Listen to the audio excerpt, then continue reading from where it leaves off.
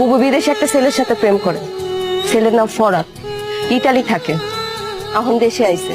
বুবু আপনারে কি ভালোবাসে, আপনার থেকে আরো অনেক ভালোবাসে ওই ছেলেরে। আপনার সাথে ফোনে কি কথা বলে বুবু?